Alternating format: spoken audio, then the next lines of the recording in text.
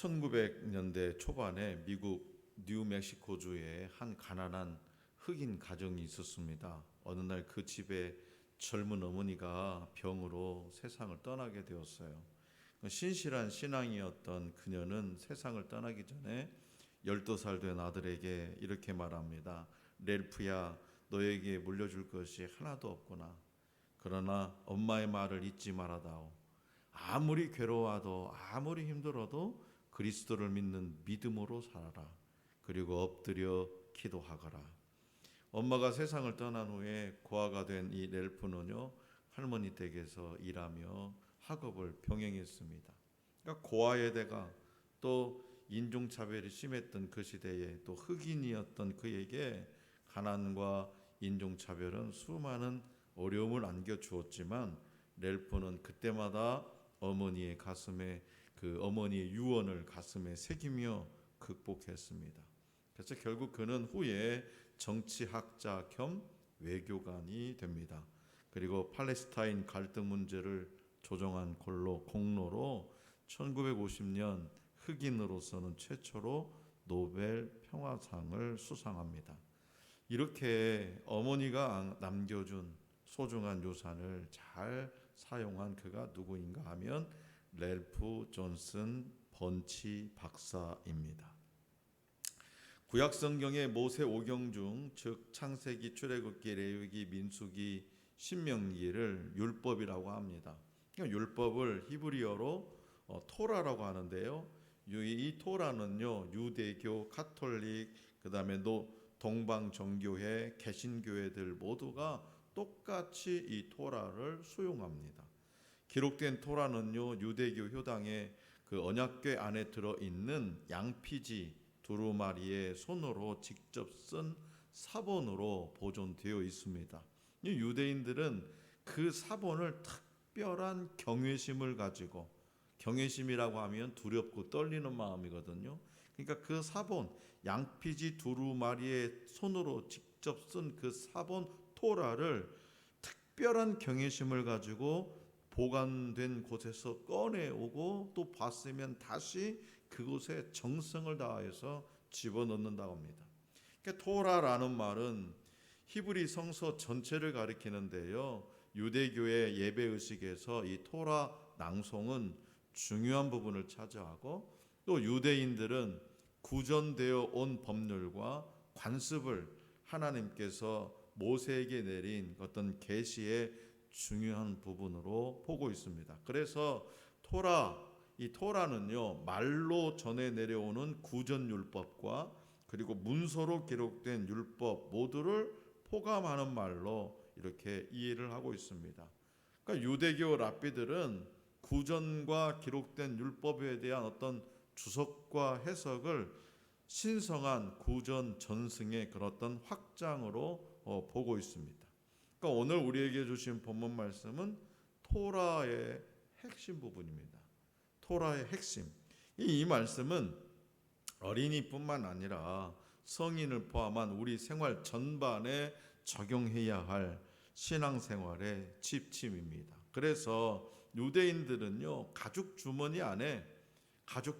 네모난 가죽 주머니 안에다가 이스라엘아 들으라, 여호와 하나님은 한 분이신 여호와라고 말하는 자는 복되도다 라고 써놓고 가지고 다니면서 매일 아침 저녁으로 최소한 2번 이상 읊으며 기도한다는 거예요. 이스라엘아 들으라, 여호와 하나님은 한 분이신 여호와라고 말하는 자는 복되도다. 그렇게 최소한 아침 저녁으로 2번 이상 읊으면서 기도해요. 흔히 어린이 주일은요, 어린이들을 교육해야 한다 이렇게라고 착각하지만 어른들이 먼저 하나님의 말씀을 배우고 말씀대로 행하면 그 말씀을 어린이들에게 들려줘야 됩니다. 어른들이 말씀을 배우고 그 말씀대로 생활하면서 그 말씀을 어린이들에게 들려줘야 되는 거예요. 그렇다면 우리의 자녀들에게 무엇을 들려주고 가르쳐줘야 될까요? 본문 말씀을 통해 들려주시는 하나님의 말씀을 잘 듣고 자녀들에게 잘 가르쳐서 위대한 신앙인이 많이 배출되는 그런 가문이 될 수 있기를 원합니다. 자, 먼저 자녀에게 하나님만이 유일하신 신이라는 것을 가르쳐야 됩니다. 자, 본문 말씀 4절입니다. 다 같이 시작. 이스라엘아 들으라. 우리 하나님 여호와는 오직 유일한 여호와이시니. 아멘. 하나님의 이 유일성은요, 성경책을 펴면서부터 나타납니다. 그러니까 창세기 1장 1절에 태초에 하나님이 천지를 창조하시니라. 여기서 태초는 영원한 시간을 의미하며 이 영원한 시간에 하나님은 홀로 존재하셨다는 거죠. 영원이라는 시간에 하나님은 홀로 존재하셨다는 거예요. 인간의 두뇌로는요, 그런 부분을 상상할 수 없는 부분이죠. 어떻게 하나님의 그 존재가 영원하시고 온전하시고 거룩하시고 영광스러우시고 참되신지 이해할 수 없지만 그것이 사실이라는 점에서 우리는 경외심을 금할 수가 없습니다. 그래서 오직 유일한 하나님이시니 라는 말은 하나님 말고 다른 그 어떤 것이라도 섬겨서는 안 된다라는 거예요. 하나님 말고는 그 어떤 것이라도 섬겨서는 안 된다. 물질도 명예도 영광도 권세도 지식과 부모도 친구도 심지어는 나 자신까지도 그 누구도 하나님보다 더 사랑해서는 안 됩니다. 그래서 시편 기자는 이렇게 고백합니다. 주의 교훈으로 나를 인도하시고 후에는 영광으로 나를 영접하시리니 하늘에서는 주 외에 누가 내게 있으리요 땅에서는 주 밖에 내가 사모할 리 없나이다. 이 고백이 오늘 우리의 고백이 됩니다. 하늘에도 하나님밖에 없고 땅에도 하나님밖에 없다는 거죠. 예수님도 마가복음 12장 29절에서 이렇게 말씀하셨어요. 이스라엘아 들으라. 주 곧 우리 하나님은 유일한 주시니라. 그런데요, 타락한 죄성을 가진 우리 인간들은요, 이 사실을 인정하려고 하지 않습니다. 그러나 성경은 다시 한번 분명히 말씀합니다. 이사야 44장 6절입니다. 이스라엘의 왕인 여호와, 이스라엘의 구원자인 만군의 여호와가 이같이 말하노라. 나는 처음이요 나는 마지막이라. 나 외에는 다른 신이 없느니라. 아멘이십니까? 그리고 사도행전 4장 12절에서도 이렇게 강력하게 말씀합니다. 다른 이로서는 구원을 받을 수 없나니 천하 사람 중에 구원을 받을 만한 다른 이름을 우리에게 주신 일이 없음이라. 아멘. 하나님 말고는 다른 신이 없습니다. 다른 신이 있다 해도 사람들이 말하는 신이지 진정한 의미에서 참 신이 아닙니다. 그렇기 때문에 우리 부모들은 자녀들이 어릴 때부터 분명하게 하나님만이 유일하신 하나님이시며 예수 그리스도만이 길이요 진리요 생명이심을 가르쳐야 됩니다. 둘째로 자녀에게 사랑하게 하는 것을 가르쳐야 돼요. 자, 본문 말씀 5절이에요. 5절 다 같이 시작. 너는 마음을 다하고 뜻을 다하고 힘을 다하여 내 하나님 여호와를 사랑하라. 아멘. 여기서 마음이란 인격이 있는 자리이며 성품은 영혼 혹은 생명을 뜻합니다. 그리고 힘은 활동력 및 그가 가진 능력을 가리킵니다. 그러니까 본문에 나오는 마음과 뜻과 힘은요, 인간의 어떤 전 인격과 모든 것을, 그 모든 노력을 강조하는 표현이에요. 다시 말해서 하나님을 향한 인간의 전적인 헌신과 사랑을 가리키는 말입니다. 그래서 하나님을 사랑하라. 하나님을 사랑하라 라는 명령은 머리가 아니라 마음속에 두어야 되는 거죠. 그러니까 사람은 마음에 품은 것을 말하고 행동하기 때문에 그렇습니다. 그래서 사람들은 사랑하고 또 사랑을 받고 싶지만 사랑하는 방법을 모르거나 사랑하는 일도 귀찮아합니다. 그래서 다른 사람을 사랑하지 못합니다. 혹은 자기 방식대로 사랑합니다. 자기 방식대로. 그래서 다른 사람에게는 사랑이 아닌 것을 자기는 사랑하는 것처럼 그렇게 행하기도 하죠. 흔히 사랑은 주는 것이라고 하지만 주는 것도 쉽지는 않습니다. 일방적인 자선 행위가 받는 사람에게 의존적인 성격을 키울 수 있기 때문에 그렇습니다. 그렇다고 받기만 하는 사랑은 또 이기심을 키우는 일이 됩니다. 이기심을 가진 사람은요, 남을 사랑하지 못해요. 그렇기 때문에 균형 잡힌 사랑을 배워야 하고 또 그 균형 잡힌 사랑을 실천해야 되는 거죠. 그러니까 우리 어린이들에게도 균형 잡힌 사랑을 가르쳐야 돼요. 부모들은 너나 할 것 없이 자기 아이들이 자라서 살아갈 세상이 따뜻한 세상이기를 바라고 있습니다. 과도한 경쟁보다는 서로 위하고 배려하면서 살아가는 그런 멋진 사회가 되기를 원하죠. 그러려면 우리 아이들에게 사랑을 베푸는 마음을 키워줘야 됩니다. 그러니까 정기적으로 이웃 돕기 프로그램에 참여시키는 일도 좋은 방법입니다.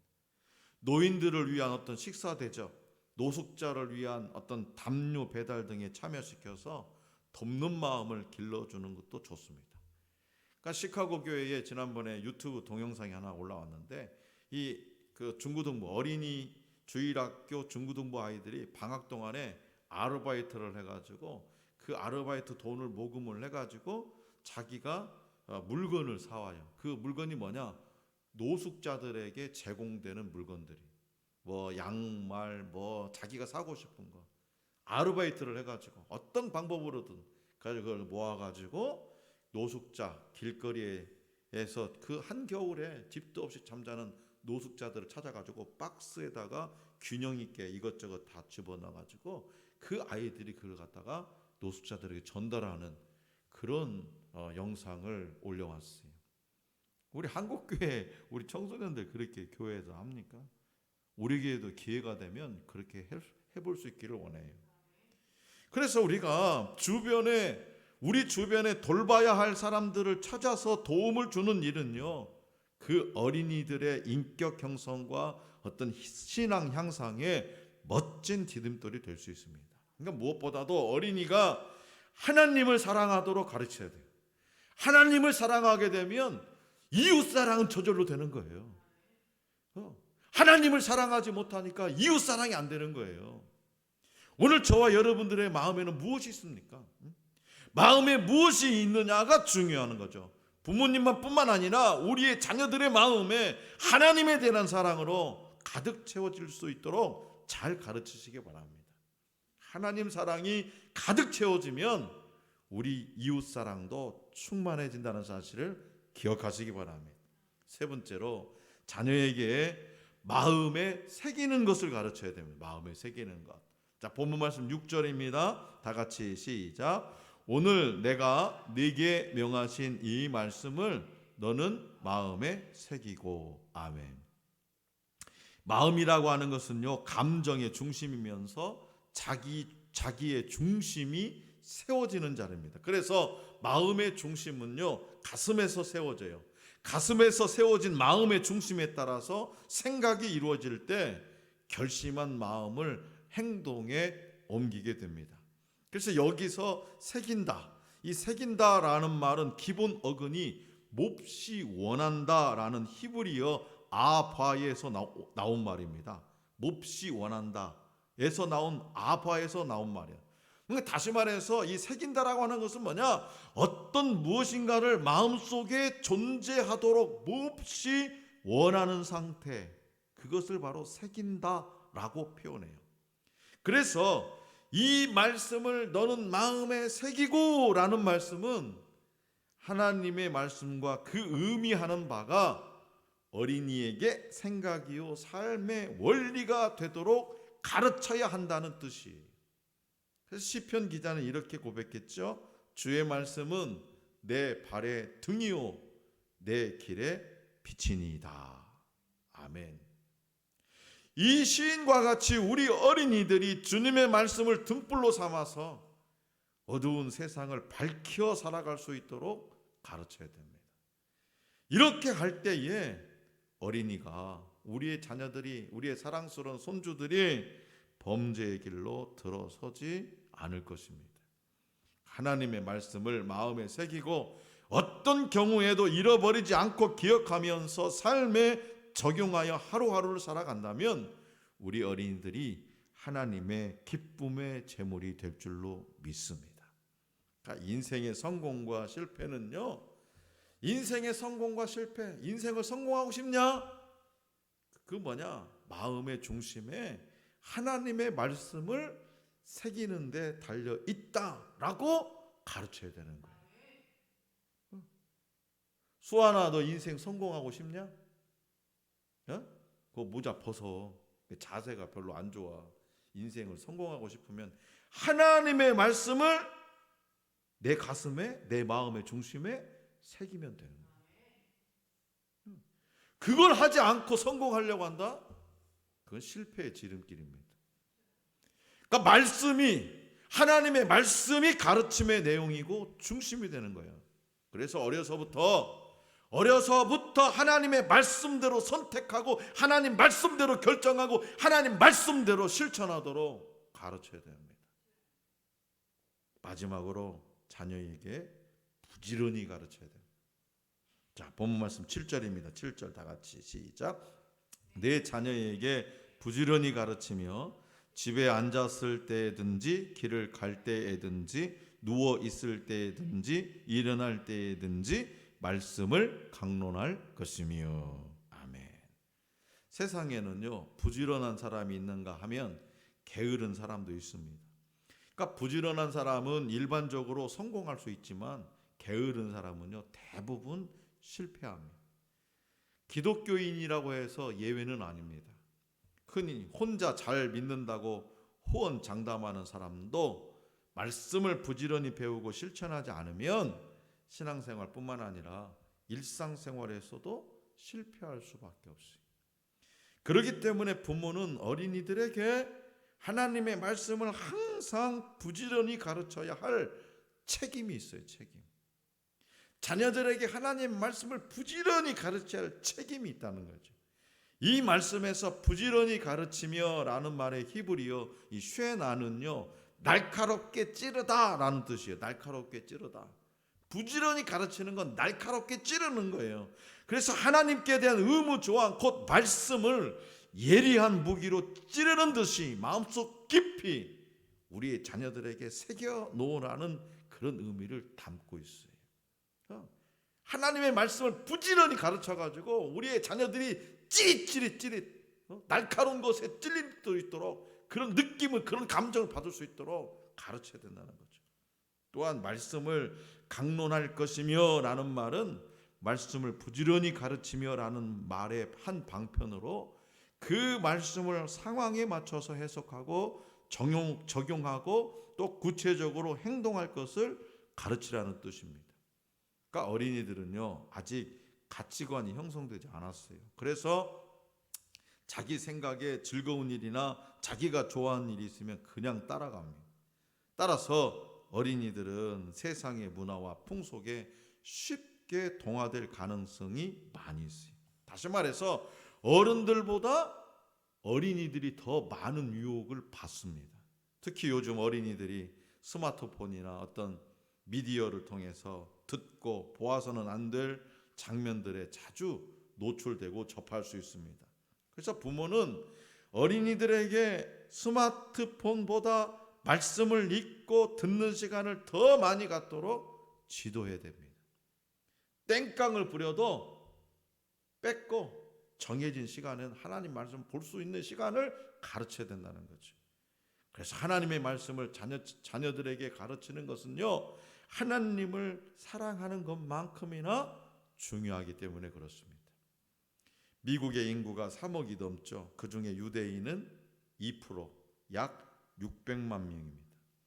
미국 사람 100명 가운데 2명이 유대인이라는 거죠. 그러니까 확률로 따지면 유대인은 적은 숫자에 불과해요. 그런데 미국의 40대 부자 중에 22명이 유대인입니다. 40대 부자 중에 22명. 그 22명이 뭐냐? 모두 최상위를 차지하고 있어요. 유대인들이 미국 40대 부자 중에 22명이 최상위를 차지한다는 거예요. 그러니까 미국의 3대 부자 하면 누굽니까? 빌 게이츠, 조지 소로스, 그 다음에 워런 버핏. 요 세 사람인데 이 세 사람들 모두 다 유대인이에요. 유럽에서 히틀러에게 600만이 희생될 때에 독일 전체 인구의 6%가 유대인이었어요. 당시 이 6%가 독일 돈 마르크화, 지금은 다 유로화로 통일됐지만 그 당시에 이 마르크화를 28%를 점유하고 있다는 거예요. 그러니까 유대인들이 독일 경제를 싹 휘어잡고 있었다는 거죠. 그 6%밖에 안 되는 유대인들이. 그러니까 유대인들의 그 뛰어난 돈에 대한 감각은요, 누구도 흉내낼 수가 없다고 그럽니다. 노벨상 수상도 세계 0.2% 유대인들이 35%, 경제학상은 65%를 가져갔어요. 사회 각 분야의 지존, 이 지존은 거의 유대인입니다. 칼 막스, 프로이트도 유대인입니다. 아인슈타인 유대인이고요. 원자폭탄의 오펜하이머도 유대인이고요. 에디슨도 유대인이고요. 갈릴레오도 유대인이. 정유업계의 지존 락펠러 유대인입니다. 지금도 유럽 금융시장을 점유하고 있는 노스차일드 가문도 유대인. 맥도날드, 코카콜라, 미국의 자본주의를 대표한다고 하지만 다 유대인 기업입니다. 우리나라에 들어와 있는 외국 자본들은 다 유대 자본이 주를 이룹니다. 그래서 우리나라 대표적인 37개 기업의 유대인 자본 점유율이 엄청나다고 그래요. 시티은행 100% 유대인 은행입니다. 시티은행. 국민은행, 하나은행 80%가 유대인 자본입니다. 2014년 한 10년 전 통계, 2014년 한 해 우리나라 예산이 355조인데요. 당시 삼성전자 최대 매출이 204조. 2011년에 나온 통계에 의하면 유대인 자본이 우리나라 37개 기업을 통해서 가져간 돈이 275조. 우리나라 예산이 355조인데 37개 기업을 통해서 가져간 돈이, 유대인들이 가져간 돈이 275조를 가져갔다는 거예요. 불가사의한 일입니다. 사랑하는 성도 여러분, 이 모든 일의 뿌리가 뭔지 아세요? 이 불가사한 일을 행하고 있는, 벌어지고 있는 이 일의 뿌리는 뭐냐? 유대인의 쇠마 교육에 있다는 거예요. 지금도 유대인들은 아기가 태어나면 말을 하기도 전에 쇠마부터 읽어줍니다. 지금 우리 엄마들은 뭘 하고 있냐 이거예요. 생각해봐요. 뭘 하고 있는 거예요. 유대인들은 애가 태어나고 말을 하기 전에 쇠마부터 읽어준다는 거예요. 그래서 쇠마의 핵심은 바로 오늘 우리에게 주신 본문 말씀입니다. 히브리어 쉐마, 이 쉐마는 들으라는 거예요. 아가야 들으라. 하나님은 유일하신 여호와 하나님이시다. 너는 이 하나님을 잊지 말아라. 아가야 들어라. 하나님을 사랑해야 된단다. 이웃을 사랑해야 된단다. 아가야 들어라.